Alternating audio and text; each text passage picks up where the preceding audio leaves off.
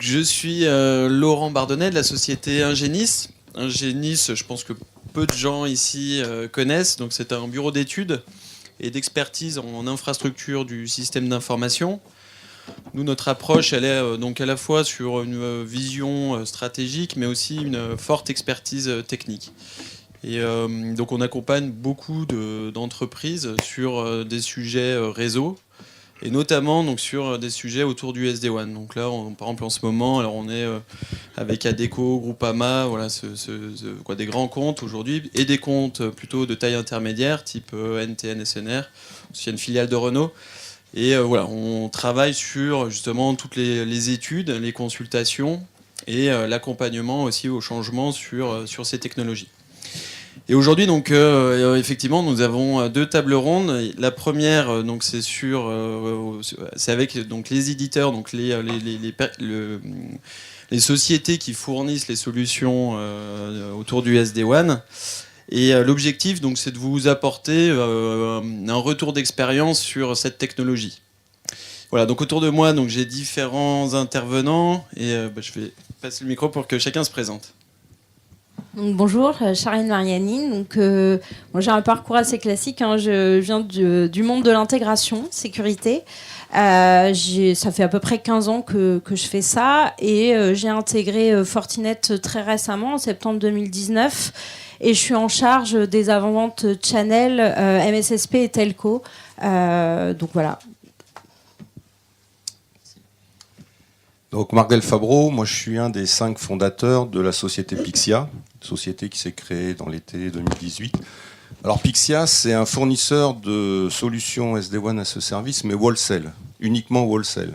Donc en gros, on est au niveau des réseaux virtuels, on verra le SD-WAN, on établit des réseaux de façon logicielle. En gros, on est ce que COSC est au wholesale sur les réseaux de transport, et Pixia c'est le wholesale sur la partie SD-WAN pour permettre à des opérateurs, des intégrateurs de monter leurs solutions SD-WAN. Alors la société est jeune, mais l'équipe, on n'est pas des perdreaux de l'année, puisque en moyenne, on a entre 35 ans et 25 ans d'expérience dans les télécoms chez des intégrateurs et des opérateurs. Bonjour, Pierre Langlois, Silverpeak. Je travaille chez Silverpeak depuis bientôt 9 ans. Actuellement, je suis en charge de la France et de l'Europe du Sud. Silverpeak est une société américaine qui a un historique dans l'accélération WAN et qui est rentrée comme pionnier dans le SD-WAN il y a un peu plus de 5 ans maintenant.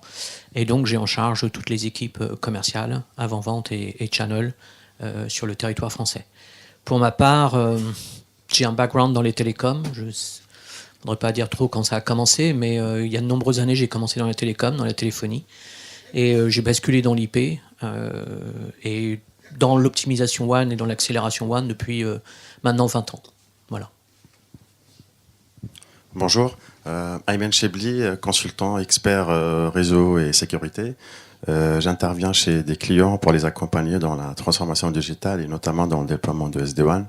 Et je suis là aujourd'hui pour vous faire un retour d'expérience sur le déploiement de SD-WAN chez un de mes clients qui est Ingenico. Merci. Donc pour démarrer et puis reprendre justement le contexte qu'a présenté rapidement Philippe, nous ce qu'on constate c'est que aujourd'hui on a besoin de plus en plus de bandes passantes. Pourquoi ? Parce qu'on connecte de plus en plus de choses sur le réseau. On a des applications métiers qui partent sur Internet. On veut mettre de la vidéo. Et donc aujourd'hui, le réseau devient vraiment critique dans les entreprises. Et c'est pour ça qu'on est fortement sollicité pour savoir comment faire évoluer ce réseau. Et savoir, justement, la question, c'est est-ce qu'on conserve notre MPLS et qu'on augmente juste les débits, ou est-ce qu'il faut amener autre chose avec le SD-WAN ? Voilà, donc peut-être, Ayman, justement, parler du contexte Ingenico pour ce cas-là. Donc par rapport à Ingenico, on a commencé le déploiement de SD-WAN en 2016. Donc on était parmi les premiers en France pour une intégration sur tous les sites. Donc le périmètre, ça représente 90 sites un peu partout dans le monde sur les 3 plaques. Et l'idée à la base, c'était un projet pour faire de la réduction de coûts, surtout sur la partie Europe et North America. L'idée, c'était de sortir de MPLS pour installer du SD-WAN sur tous les sites et s'appuyer en tant que réseau de transport sur que de l'accès Internet. Donc aujourd'hui, on a déployé tous les sites. La technologie qu'on a utilisée, c'est SilverPeak. Et on a opté pour un modèle qui est, c'est-à-dire managé par un infogérant. Donc aujourd'hui, tout notre trafic Internet est offloadé localement sur tous les sites. Et il n'y a que le trafic WAN qui est routé sur les appliances SilverPeak qui construisent un overlay sur donc la couche underlay Internet et qui nous permettent aujourd'hui de faire de la classification de nos applications et puis utiliser tous les liens qu'on a sur les sites distants pour optimiser le routage. Ok. Et peut-être justement, avant aussi de rentrer un peu plus dans la technique, Pierre, est-ce que tu pourrais nous dire exactement ce qu'est le SD-WAN ? Ce serait très prétentieux d'en donner la définition, parce qu'il y a de multiples définitions. Mais tel que nous le voyons, et c'est pas pour parler de notre société, mais tel que c'est apparu, c'est des drivers, des enjeux importants. Le premier, la cloudification. La cloudification est un driver important. Je me rappelle aussi, maintenant on en parle moins, mais ça peut revenir. Il y a quelques années, c'était... d'abord, il y avait du software defined partout. Le software defined SDN était apparu, mais était paru peut-être trop ambitieux, entre autres avec des projets d'interopérabilité qui étaient complexes. Mais il y avait une chose par contre qui était certaine, c'était la disponibilité de plateformes dites x86, donc des serveurs, qui sont banalisés, commoditisés, fabriqués en Extrême-Orient, en Chine, Taïwan, et en fait de pouvoir faire tourner des logiciels performants, réseau, sur ce hardware. Et non plus être dépendant d'un hardware coûteux, donc schéma classique des routeurs, des next-gen firewall, etc., même s'il s'appuie sur ces mêmes plateformes. Donc ça, c'était un des drivers aussi. Un troisième driver, en particulier, c'est venu au début aux États-Unis. Il y a des gens qui se sont assis autour d'une table et qui, donc l'ONUG, l'Open Network User Group, il y avait des grandes sociétés, Walmart, Bank of America, mais il y avait des opérateurs, AT&T, Verizon, je pense qu'OBS, Orange en a fait rapidement partie, des éditeurs, des constructeurs comme nous et nos concurrents. Et en fait, l'un des constats, c'est qu'ils trouvaient, en particulier aux États-Unis, que le MPLS était coûteux, c'était peu flexible, c'était long à approvisionner, que les utilisateurs, donc les clients de vos clients, en fait, disaient, mais à la maison, moi j'ai du 4G, j'ai de la fibre à très haut débit, et au travail, ça rame. Et on a commencé à avoir du shadow IT, et des gens utilisaient en fait des besoins perso pour transmettre de l'information. Donc ils disaient aux opérateurs, écoutez, c'est simple, il nous faut ces technologies dans un environnement professionnel. Tout ça, c'était des drivers. Donc cloudification, liaison MPLS jugée coûteuse. On a très vite vu, nous en France, qu'en fait, c'était pas vraiment un des plus hauts drivers, mais on peut dire la cloudification et les liaisons coûteuses. Ensuite est rapidement arrivé, bien évidemment, l'agilité et l'automatisation. Ça, je dirais aujourd'hui, c'est quelque chose qui est énormément mis en avant. Aujourd'hui, quand on fait des projets SD-WAN, la réduction des coûts WAN, tout simplement pour l'objectif des réductions des coûts WAN, n'est pas une certitude de ROI. Effectivement. Je vais revenir sur justement les typologies d'architecture WAN. Donc aujourd'hui, il y a 3 types d'architecture. Donc on a le MPLS classique, avec tous les sites interconnectés, souvent un data center centralisé, avec l'accès Internet justement en mode centralisé. On a ce qui est arrivé un peu, justement, on s'est dit, on commence à mettre des applications sur Internet. Donc on s'est dit, on va faire un peu d'offloading justement sur Internet. Donc on a eu les réseaux hybrides. Donc là, c'était du routage statique qui était réalisé pour offloader justement les flux Internet. Et puis effectivement, est arrivé le SD-WAN. Donc SD-WAN, on s'en fait souvent, on se pose beaucoup de questions sur ce que c'est. Finalement, c'est pas non plus une grosse révolution. L'IP, ça reste de l'IP, routage, ça reste du routage, il n'y a rien finalement de nouveau. Ce qui change, c'est qu'on met une intelligence en fait qui est centralisée. Donc soit qui se retrouve dans le cloud, soit on peut l'avoir aussi sur votre data center. Et cette intelligence, justement, va analyser ce qui se passe sur votre réseau d'interconnexion et va essayer de gérer ça intelligemment. Voilà. Et donc, voilà, pour revenir aussi sur ce que disait sur ce que disait Pierre, pardon, voilà, on entend beaucoup sur le driver coût pour lancer des projets SD-WAN. Et finalement, c'est aussi ce qu'on retrouve pour la question du cloud. Le vrai driver aujourd'hui pour du SD-WAN, c'est le besoin en réactivité. Voilà, sur du MPLS classique, vous voulez changer une règle de QoS, vous allez attendre plusieurs semaines. Vous n'êtes même pas sûr si elle est bien mise en place. Et donc c'est ce besoin-là, c'est la même chose. Hein, on fait la comparaison avec, par exemple, le cloud public. Les gens vont dans le cloud public d'abord aussi pour avoir des VM, pour donner la main à leur métier, pour qu'ils puissent créer leur VM. Et voilà. Donc le vrai sujet est pour les sociétés de reprendre la main justement sur leur réseau d'interconnexion de sites. Voilà. Donc Marc, peut-être faire un petit. Sinon, je vais garder le mien. Donc effectivement, d'ailleurs ça a été dit dans les statistiques qu'a présenté Philippe, hein, aujourd'hui la vision des directions générales et des directions informatiques, c'est que le réseau WAN tel qu'il a été conçu la plupart du temps dans les années 2000, où toutes les ressources informatiques étaient au siège de l'entreprise, à partir du moment où les applications sont parties dans le cloud, hein, je rappelle, les premiers réseaux MPLS c'est 2000. Hein. À l'époque, il y avait encore un serveur de messagerie SMTP au siège de l'entreprise. Maintenant, on utilise Office 365. Donc, comme l'a dit Pierre, les applications ont migré partout dans le cloud, mais les architectures réseau sont restées en étoile sur le siège de l'entreprise, avec des notions de débit garanti pour sortir sur Internet où il n'y a plus de notion de débit garanti et de classe de service. Donc ça, c'est une problématique. Et effectivement, aujourd'hui, une entreprise, le business a besoin d'aller vite. Et donc, les architectures réseau traditionnelles sont vues comme un frein au business. Et donc le SD-WAN, parce qu'il y a un pilotage au niveau central et parce qu'on utilise des accès Internet banalisés, alors éventuellement en complément de liens MPLS en place, hein, l'idée c'est pas forcément de remplacer les liens MPLS, mais simplement plutôt que de grader une SDSL à 4 mégas par une liaison à 10 mégas, si c'est pour accéder à des applications Salesforce qui sont stockées on sait pas où, pourquoi pas prendre un FTTH ou une 4G.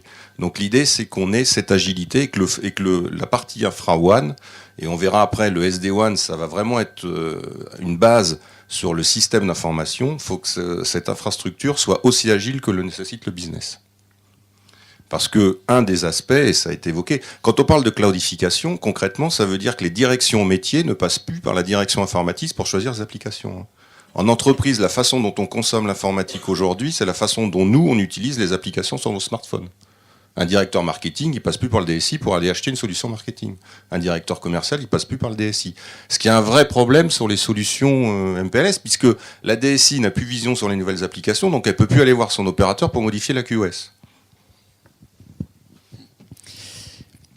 Voilà. Et donc cette réactivité, donc en gros sur la partie SD-WAN, vous pouvez quand même sur votre boîtier SD-WAN connecter toujours du réseau MPLS ou du réseau Internet.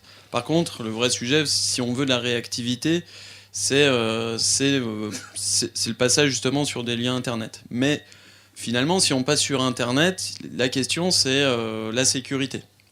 Charlène ? Oui, effectivement. C'est vrai que cette flexibilité de lien Internet, ça va engendrer finalement des nouvelles problématiques, puisque, comme on l'a vu, les réseaux étaient plutôt centralisés côté data center. Tous les flux repassaient par le data center, donc c'était assez simple finalement d'apporter une couche de filtrage et de sécurité. Il y a eu d'ailleurs de gros investissements qui ont été faits dans beaucoup d'entreprises, que ça soit sur de l'IPS, du filtrage web, peut-être de l'inspection SSL, voire de la sandbox. Donc finalement, le fait de sortir sur des applications plutôt SaaS, il n'y a plus beaucoup d'intérêt de repasser par le data center pour accéder à ces applications. Donc c'est pour ça que de plus en plus on va parler d'évasion locale, mais par contre, ça va entraîner forcément des problématiques de sécurité, puisque là où on avait quelque chose d'assez sécurisé aujourd'hui sur les data centers, on va avoir besoin exactement de la même chose, plutôt en local.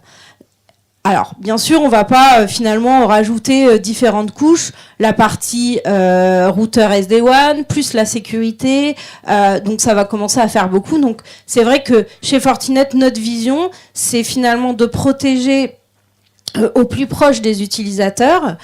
Et donc du coup d'utiliser finalement un seul équipement pour router finalement de façon intelligente les différentes applications sur les différents supports et en même temps travailler sur le filtrage et avoir exactement les mêmes niveaux de sécurité que ce qu'on avait sur les data centers. Voilà, et puis pour revenir aussi sur justement les changements d'architecture, quand vous partez sur un projet SD-WAN avec typiquement de l'Internet en local, la question aussi c'est tout ce qui est lié au proxy, puisque vous pouviez avoir par exemple un proxy dans votre data center. Donc si vous conservez finalement cette architecture-là et que tous vos utilisateurs finalement leurs flux sont proxifiés via justement le data center, vous allez faire des allers-retours dans votre data center pour sortir sur Internet localement. Donc c'est vraiment aussi un point important à regarder, c'est comment vont passer vos flux, quelle architecture vous allez mettre pour que vos flux sortent bien directement en local. Voilà. Et donc un autre point donc, par rapport à ces liens Internet, donc il y a l'aspect sécurité, mais il y a également, avant, donc, les sociétés étaient sur du MPLS, donc on avait de la GTR, de la QoS, des SLA. Finalement, sur de l'Internet, on perd ces choses-là. Donc, comment retrouver le même niveau de sécurisation sur les sites et garantir le fonctionnement d'applications telles que la téléphonie. Pierre. Alors, en fait, effectivement, l'un des objectifs du SD-WAN, et tel que nous le concevons, c'est d'être capable de pouvoir garantir, en utilisant des liens de moindre qualité, avec des SLA plus faibles. Donc, quand on dit moindre qualité, SLA plus faible, on entend généralement que les coûts vont être moindres. Entre autres, c'est l'utilisation par certain nombre de clients de l'Internet grand public. Donc ça peut faire frémir parce que c'est juste un best effort. Mais en misant sur une forme de multiplexage statistique, donc de plusieurs liens, de plusieurs SLA différents, en combinant tous ces liens, on peut être amené à dire, en fait, je peux avoir quelque chose qui se rapproche du MPLS. Par contre, pour ce faire, il faut absolument qu'il y ait des techniques, donc liées aux équipements SD-WAN, qui puissent récupérer, je dirais, soit des paquets perdus, soit de les remettre dans l'ordre, soit à tout moment de mesurer les liens qui ont la meilleure qualité, de s'assurer en fait que les SLA qui sont des SLA applicatifs, c'est-à-dire au niveau métier, on va dire, pour moi, la téléphonie est fondamentale, Salesforce est fondamental, on se donne des objectifs et s'assurer que la solution SD-WAN va tirer parti de toutes les connectivités existantes de manière, je dirais, en overlay pour garantir que les applications rentrent bien dans les SLA. Et on peut le faire en s'appuyant sur du MPLS et de l'Internet. Puisque c'est quelque chose qui vient par-dessus, il n'y a donc pas nécessité, je dirais, de se soucier de ces aspects-là. Et Men, juste une petite question, justement, Ingenico étant sur du full Internet, est-ce que justement les applications, la téléphonie, les choses comme ça, sont de bonne qualité? Justement, en fait, ça dépassait même nos attentes, puisque nous, le projet, à la base, était lancé dans un objectif de réduction de coûts. Donc, on était conscient qu'en passant du MPLS vers de l'Internet grand public, on s'y attendait qu'il y ait une dégradation, notamment sur la partie voix et vidéo. Mais finalement, comme l'a dit Pierre, en utilisant plusieurs liens, en bien configurant les IP SLA pour dire j'utilise mon lien principal s'il n'est pas très bien chargé. Si je vois que je commence à perdre des paquets ou j'ai de la latence, je bascule sur mon deuxième, voire mon troisième lien.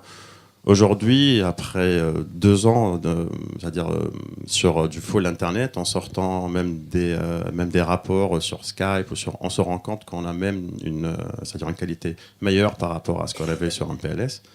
Et c'est quelque chose qui n'était même pas prévu, puisque nous, on était vraiment très conscients que le fait de réduire les coûts, il y avait un impact sur la partie business. Mais je pense que Le plus important, c'est de multiplier les liens. Et nous, sur certains sites, on a même 3 voire 4 supports Internet.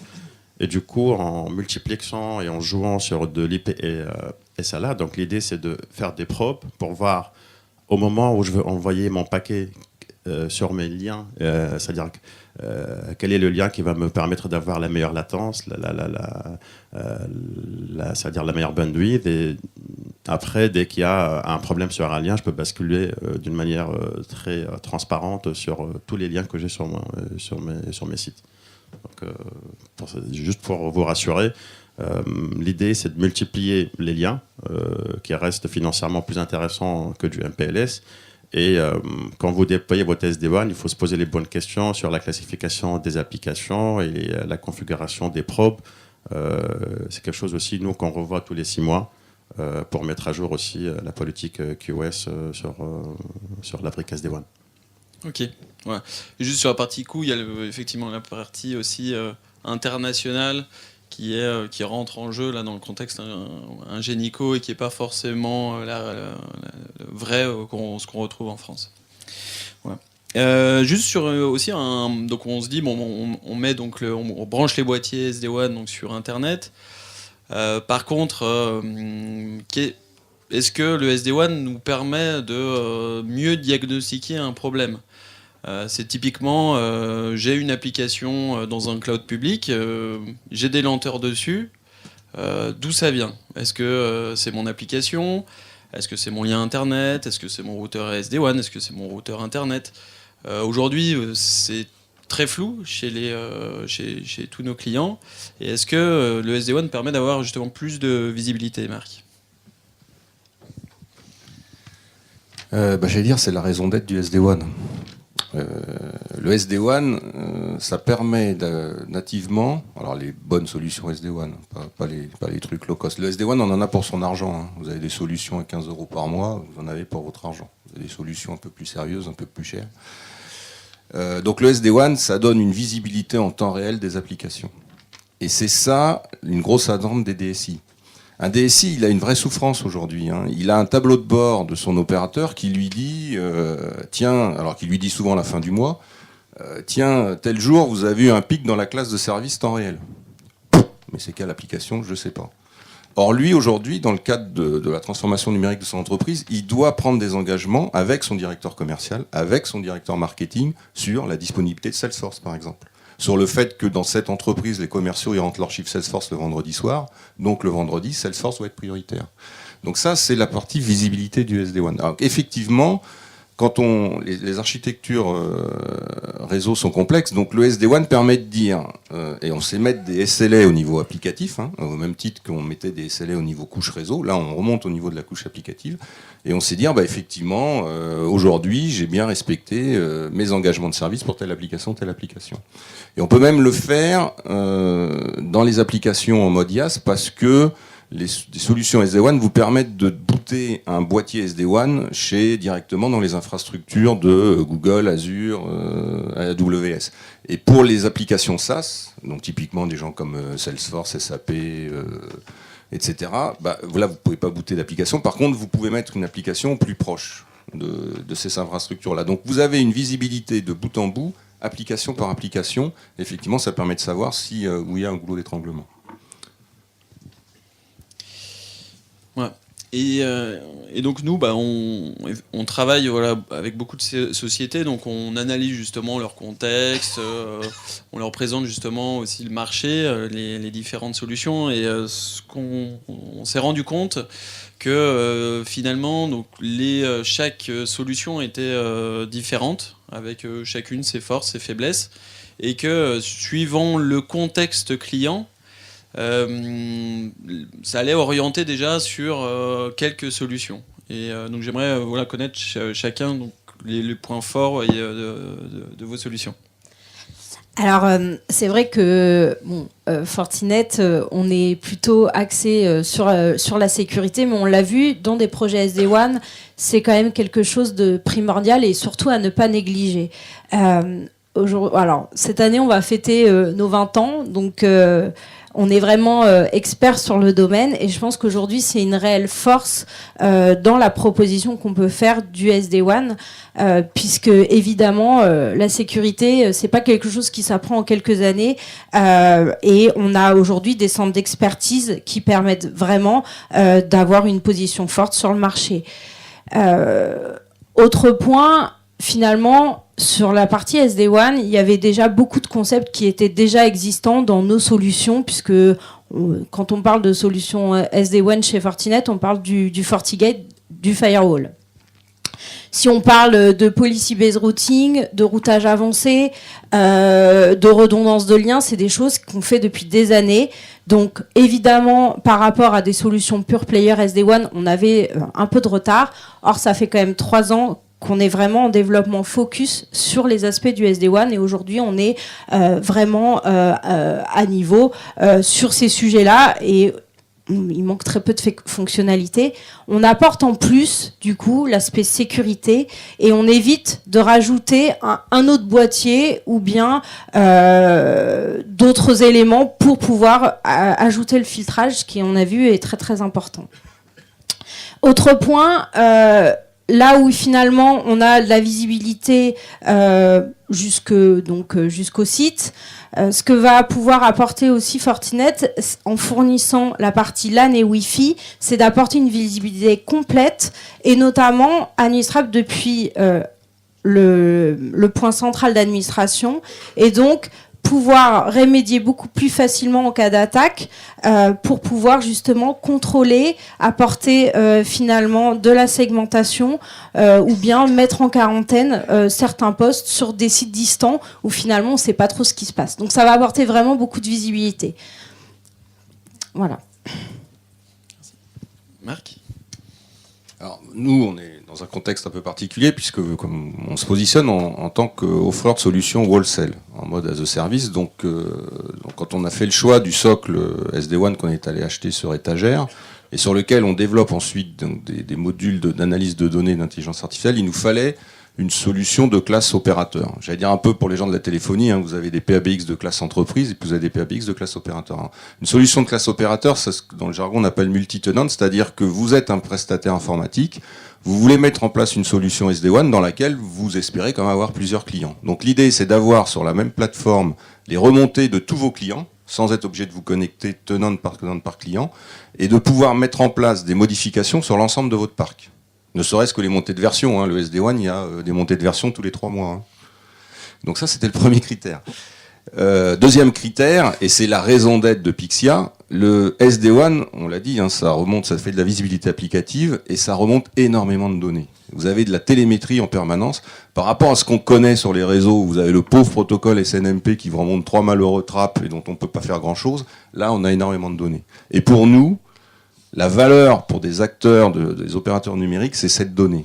On récupère énormément de données et donc cette donnée, on la redistribue à nos clients et donc on l'analyse. Donc ça, c'était les critères, c'est-à-dire avoir une plateforme qui ait des API ouvertes.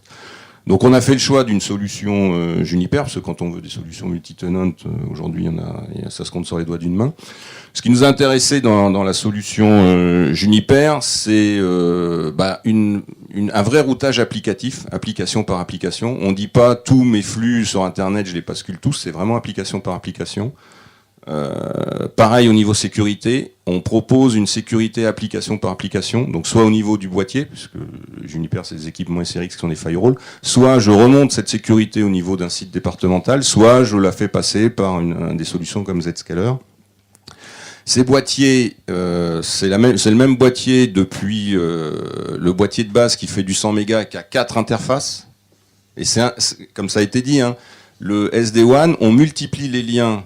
Il peut y avoir le lien MPLS, mais on multiplie un lien ADSL, un lien FTTH et 4G. C'est ce qui permet d'avoir la disponibilité. Donc ça, c'était un autre aspect important. Une roadmap vers le SD branch, on en parlera, parce que le SD-WAN, c'est le début de l'aventure. Le SD quelque chose, c'est la définition par logiciel. Donc on est vraiment au début de l'aventure, et ça va évoluer. Et puis d'autres choses un peu plus techniques, parce que c'est du WAN, donc la possibilité pour le boîtier de pouvoir avoir un accès liaison nue, notamment à DSL, VDSL, sans être obligé d'avoir une box. En gros, pour les techniques, c'est un boîtier qui est capable de monter un tunnel PPPoE sans maîtriser le lac LNS, parce que ça peut être celui de Free, de Bouygues, d'Orange ou SFR ou d'Alpha-Link, mais en mode ZTP, en mode Zero Touch Provisioning, sans être obligé de passer en mode commande. Donc il y a 2-3 trucs comme ça. Ça a l'air de rien, hein, mais une liaison nue ADSL, c'est 20 € par mois, on va dire. Avec le boîtier, c'est 40 €. Vous avez un client qui a 10 sites, c'est pas gênant. Vous avez un client retail qui a 500 magasins. Ça commence à jouer. Je vais juste rebondir aussi. C'est aussi un point d'attention hein, sur ce type de projet. C'est on multiplie les liens. Et si on multiplie les liens, on peut multiplier le nombre de routeurs. Et donc, est-ce que ça tient ? Voilà, il faut que ça tienne dans les baies. Voilà, y a des cas où justement y a des sociétés qui partent sur du SD-WAN, ils commencent le premier site, ils se disent ah mais ça rentre pas. Donc il faut changer toutes les baies. Donc ça peut devenir problématique. Ah, Pierre, point fort justement Silverpeak. Oui, alors je dirais Silverpeak a commencé à une longue expérience dans le WAN. On a près de 15 ans d'expérience dans le WAN, tout d'abord dans l'accélération WAN. Et si vous voulez plus d'informations, je vous invite à regarder le rapport Gartner qui est paru en octobre dernier, qui nous place parmi les 2 en haut à droite du Gartner Quadrant.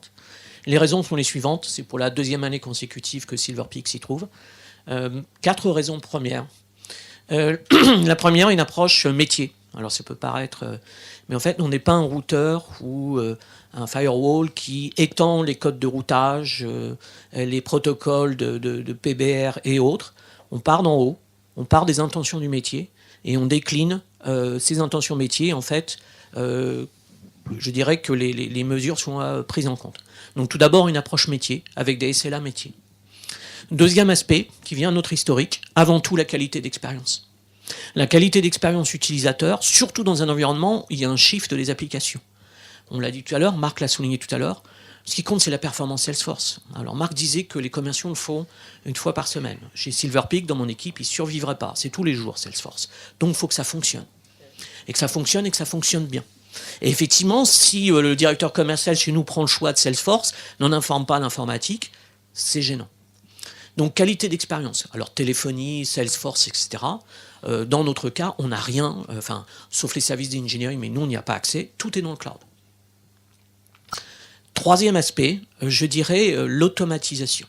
L'automatisation, on en est encore aux prémices. Aujourd'hui, on le soulignait tout à l'heure, on appelle un opérateur pour ajouter une nouvelle application dans une classe de service. On n'en est plus à faire des fax et double tamponné, etc. Mais ça prend quand même un process. Ça doit être fait en amont chez l'opérateur, etc. Aujourd'hui, l'objectif, il est quelque chose qui soit de plus en plus automatisé, et surtout lorsqu'on fait une règle d'évolution, que cette règle d'évolution elle soit immédiate sur toute la plateforme SD-WAN. Et en particulier, il est bien certain que Salesforce, Microsoft, ne vous donne pas un coup de téléphone pour dire « Oh, je vais modifier les plages d'adresse IP ». Non, ils le font sans vous... Ils vous informent. Je sais que Microsoft informe par mail, ça peut paraître surprenant, mais ils l'informent, et il faut pouvoir s'adapter. Donc véritablement une solution qui soit automatisée. Et on n'a pas encore abordé tout ce qui est, je dirais, prédictif, comportemental, qui va amener à faire évoluer sa plateforme SD-WAN.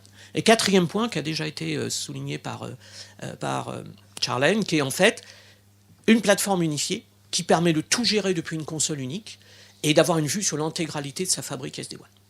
Voilà, je dirais ça, c'est les 4 points forts de Silverpeak. Puis je vous invite, lors du réseautage, à venir me rencontrer. Merci. Ouais, et donc le SD-WAN veut dire Software Defined WAN, donc basé sur du logiciel. Et finalement, on met des boîtiers sur les sites. Donc quel est votre avis sur ce sujet ? Alors, c'est vrai. C'est le cas aussi pour Fortinet. Mais le SD, justement, le Software Defined, il est avant tout sur la partie solution d'administration centralisée. C'est-à-dire que ça va être l'intelligence qui va permettre justement, alors certains vont l'appeler contrôleur, d'autres orchestrateur, mais qui va permettre finalement de tout gérer en centrale et d'appliquer finalement des politiques sur les sites distants. Donc on va pouvoir piloter de façon plus ou moins automatique, ça dépendra des cas, les différents équipements. Ce qui est sûr, c'est que pour Fortinet, on a fait le choix justement en tout cas, on privilégie le choix du hardware. Pourquoi ? Parce que on le voit sur la capacité de traitement, que ce soit sur la partie sécurité, que ce soit sur la partie routage ou justement reconnaissance applicative, on a besoin de performance. Donc, tout en logiciel, aujourd'hui, nous paraît assez compliqué. Quand bien même, aujourd'hui, la gamme Fortinet se décline de façon, bien sûr, virtual appliance, que ça soit on-demand sur de la marketplace ou bien intégré dans de l'UCPE. Ok. Petit point, donc c'est aussi sur l'organisation. L'idée du SD-WAN étant de reprendre la main sur son réseau d'interconnexion, il faut les mains aussi pour pouvoir justement le gérer. Et donc, comment ça s'est passé chez Ingenico ? Ça, c'est un point qu'on n'a pas très bien géré. Au départ du projet, nous, on savait qu'on n'était pas bien staffé parce qu'on est présent sur les 3 plaques, donc on n'avait pas une présence sur tous les pays. Donc, on a opté pour un service manager qui coûte cher, mais ça, on en était conscient. Mais finalement, c'est pas toujours efficace, surtout quand on a des incidents de type P1 où on a des sites importants qui sont down et que les équipes en local n'ont pas la possibilité d'intervenir. Donc là, on dépend à 100% d'un service manager. Et donc aujourd'hui, tous les clients que je rencontre et qui sont en train de lancer des RFP, la préco, c'est si vous n'êtes pas assez staffé pour pouvoir gérer votre solution à 100%, optez pour un service co-managé. Vous avez un infogérant qui vous fera du 24/7, mais en cas d'incident, vous avez aussi la possibilité d'intervenir et de mettre la main sur la solution. Juste un petit chiffre, par exemple, aux US, aujourd'hui, à peu près 70% des solutions SD-WAN sont gérées par les clients. Alors que dans le reste du monde, et notamment en Europe, on opte plus pour du service manager. Mais aujourd'hui, on voit que la tendance est en train de changer. Et la plupart des clients que je vois aujourd'hui et qui lancent des RFP, ils optent soit pour gérer la solution SD-WAN par eux-mêmes, soit ils poussent vers un modèle de co-managing. Oui, je rejoins Emen. La problématique effectivement rencontrée par les clients et c'est justement le besoin de réactivité et finalement se dire je vais résoudre ça par du SD-WAN et si je peux rien faire finalement comme avant et que j'attends pareil 6 semaines ou plusieurs mois pour avoir des changements et même pas être sûr de tout ça, on va pas retrouver finalement l'intérêt du changement. Voilà, et donc le SD-WAN donc amène beaucoup d'améliorations, mais est-ce qu'il ne faudrait pas aller plus loin, justement, par rapport au SD-WAN, Marc ? Oui, comme je disais, c'est le début de l'aventure. Puisque, effectivement, le SD-WAN, on vient mettre une couche logicielle au-dessus d'un certain nombre de réseaux de transport qu'on appelle underlay, MPLS, Internet, 4G. L'évolution, elle va dans 2 sens. On va aller au-delà du boîtier derrière la liaison opérateur, et donc on va aller vers ce que certains appellent le SD branch, le SD entreprise, c'est-à-dire monter des réseaux d'overlay sur le LAN, sur le Wi-Fi, et depuis la même console. Alors ça intéresse énormément vos clients PME ou ETI, parce que souvent vous n'avez qu'une seule personne qui fait la bureautique, qui s'occupe des relations avec l'opérateur. Donc l'opérateur a donné accès à la MIB en lecture, donc il a une plateforme pour voir s'il a des problèmes de liaison ou pas. Il a déployé, des fois derrière son routeur, des firewalls, sur lesquels il a une plateforme d'administration de son firewall, on va dire Fortinet. Il a pu déployer des boîtiers d'optimisation, Silverpeak, il a une plateforme d'optimisation. Il a son LAN, on va dire qu'il a du LAN Cisco ou HP, il a sa plateforme d'administration Cisco ou HP en mode commande, et il a mis du Wi-Fi, on va dire Aruba ou Ruckus, où il a aussi sa plateforme d'administration. Donc en PME, c'est un peu compliqué. Et donc la promesse du SD Branch, c'est de dire j'ai une seule plateforme, et sur cette plateforme, j'ai ma visibilité sur l'ensemble de mes réseaux avec les remontées applicatives. Donc ça, c'est le premier élément. Et après, effectivement, pour aller plus loin, et Pierre l'a rappelé, c'est le SD-WAN, c'est énormément de données, c'est du logiciel, c'est des API, donc c'est l'automatisation. C'est passer de ce qu'on connaît dans les réseaux aujourd'hui, qui est une automatisation statique, sur déclenchement de seuil, ma liaison fait 80% de débit, je déclenche quelque chose de très statique, c'est passer sur une automatisation dynamique. Donc ça, c'est j'allais dire le premier étage de la fusée, déjà, ce qu'amènent les solutions SD-WAN, alors ce que j'appellerais digne de ce nom, sur cet aspect-là. Et puis après, il y a un autre étage, c'est ce qu'on appelle les réseaux intelligents, et mettre en place des modules de machine learning, pour utiliser des mots barbares, sur ces applications, pour donner de plus en plus d'autonomie au réseau. Il y a des gens qui travaillent sur la voiture autonome, et vous allez avoir des acteurs, dont Pixia, qui vont travailler sur les réseaux télécoms autonomes. Ok, merci. Juste pour finir, peut-être donner quelques petits points d'attention pour lancer ce type de projet.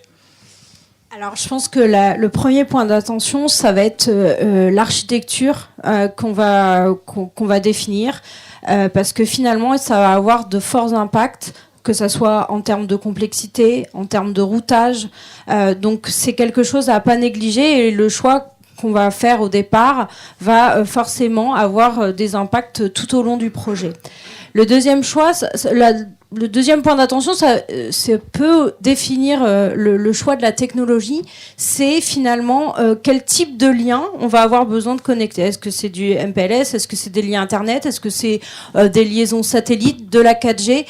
Tous les acteurs ne proposent pas forcément les mêmes types de connectiques, et donc du coup, c'est quand même important dès le départ de voir sur les différentes agences ou sites qu'on va devoir déployer, quels sont les besoins.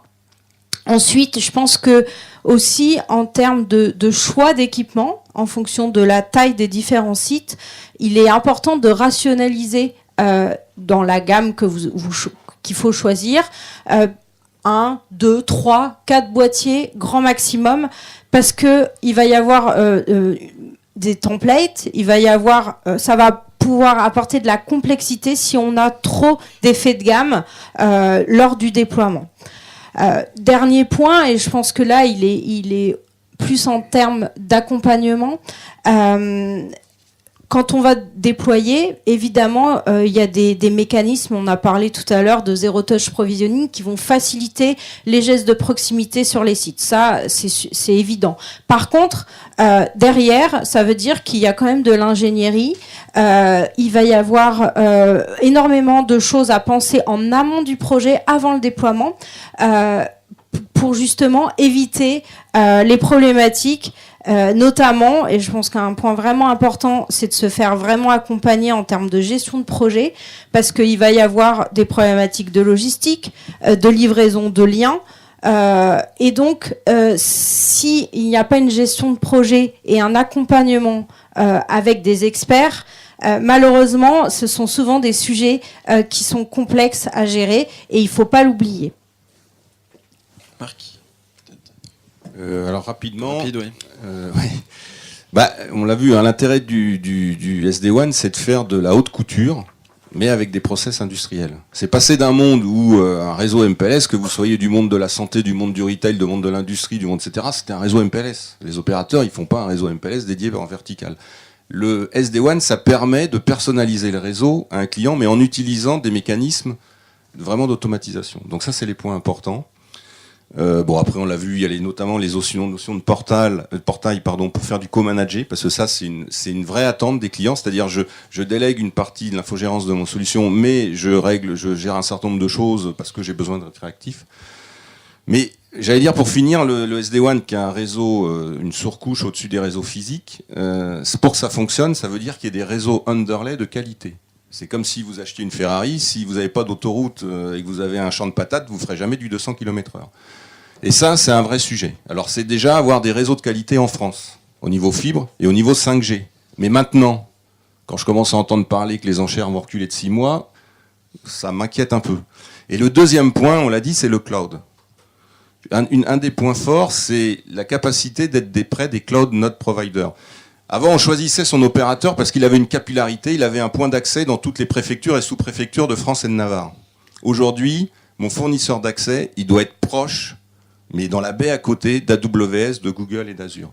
Et là aussi, quand je regarde les liaisons sous-marines qui arrivent en France, par rapport à l'Angleterre, il y a 200 liaisons sous-marines en Angleterre. Il doit y avoir malheureusement 3 liaisons sous-marines en France. La plus grosse liaison sous-marine qui est en train de se construire par Microsoft et Facebook, parce que c'est plus les opérateurs qui construisent ça, elle arrive à Bilbao. Elle n'arrive pas à Saint-Jean-de-Luz, à Bayonne, à Nantes ou à Pornic, elle arrive à Bilbao. Ça aussi, c'est un enjeu d'attractivité. Il faut qu'on ait des réseaux underlay au niveau national de qualité rapidement, et il faut qu'on discute avec les GAFA, non pas sur les impôts qu'ils doivent nous payer, mais sur le fait qu'ils viennent installer leurs fibres sous-marines sur notamment l'arc atlantique, dans lesquels, au bout des fibres sous-marines, on mettra des data centers avec ces gens-là, et à partir de ces data centers, on tirera des liaisons haut débit vers toute l'Europe. Je pense que l'équipe du CDRT, tous les gens qui sont ici, le méritent bien. Merci. Juste bien un petit point d'intention là pour lancer donc. Oui, on pourrait parler longuement de ce sujet des GAFAM, ce qui me passionne aussi, donc je vais pas commencer sur le sujet. Quelques points d'intention, je dirais un petit peu en amont, comme l'a souligné Charlène. Je pense qu'il est important de se faire bien accompagner. Dans l'accompagnement, et maintenant c'est aussi un conseil aux accompagnateurs, vraiment s'adresser aux métiers, aux différents métiers. Car le SD-WAN, là où avant le WAN c'était un centre de coût, c'était une contrainte, c'était un passage obligé, il fallait définir un budget, et débrouille-toi avec, et fais surtout chaque année, fais moins cher. Donc en fait les réseaux ont souffert, parfois sont même vus comme des mal nécessaires, des maux nécessaires, et aussi un parent pauvre. Je pense que le SD-WAN est une opportunité de redonner des lettres de noblesse au réseau. Il est important que la société de conseil, le consultant ou les gens qui vous accompagnent même en interne s'adressent à ces métiers pour comprendre quels sont. Pourquoi vous le faites ?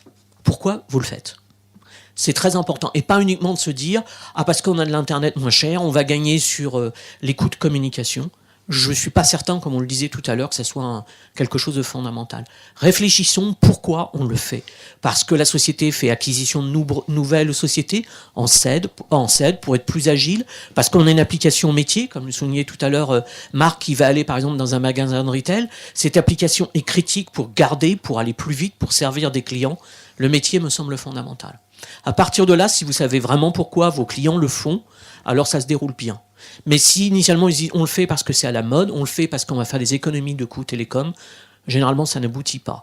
Et croyez-moi, il y a de nombreux projets SD-WAN en France qui ont mis longtemps à aboutir, qui ne sont toujours pas aboutis, et qui en fait sont peut-être partis de constats uniquement de mode ou d'économie, et qui n'ont pas toujours fait leur chemin. Emen ? Très rapidement. Pour les gens qui souhaitent se lancer sur ce genre de projet, il y a 2 questions. La première question, est-ce qu'il me faut du SD-WAN ou pas ? C'est pas toujours vrai. On a vu plein de use cases où c'était plus intéressant de rester sur un PLS d'un point de vue modèle économique, mais même d'un point de vue infrastructure. Donc c'est la première question qu'on doit se poser, est-ce qu'il me faut du SD-WAN ou pas par rapport à ma présence. Une fois que je sais que SD-WAN c'est une solution qu'il me faut pour mon WAN, après ça va dépendre de vos besoins et de votre budget. Est-ce que vous cherchez de la mobilité ? Est-ce que vous voulez que votre fabrique SD-WAN gère la partie sécurité ? Est-ce que vous cherchez l'automatisation ? Est-ce que vous cherchez la visibilité ? Donc en fonction de votre budget et de ce que vous avez besoin, vous avez aujourd'hui les éditeurs ils proposent pas mal de features et du coup ça va dépendre de votre budget et de ce dont vous avez besoin. Donc surtout pour moi le point plus important, il ne faut pas oublier, est-ce que SD-WAN c'est quelque chose qui convient par rapport à ma présence ou pas, et c'est toujours pas la bonne réponse. Effectivement, et là pour finir, là on accompagne en ce moment à Adecco. Adecco c'est 1100 sites, là on est sur le WAN France, et on reste aujourd'hui sur du MPLS. Par contre, en gros il y a un projet monde SD-WAN. Voilà, donc nous, juste sur la plaque française, on reste parce que ça répond à leurs besoins, et ils n'ont pas besoin aujourd'hui de plus. Par contre, ils ont un projet monde SD-WAN, pourquoi ? Pour avoir justement une solution globale et pouvoir avoir la visibilité plus globalement sur l'international.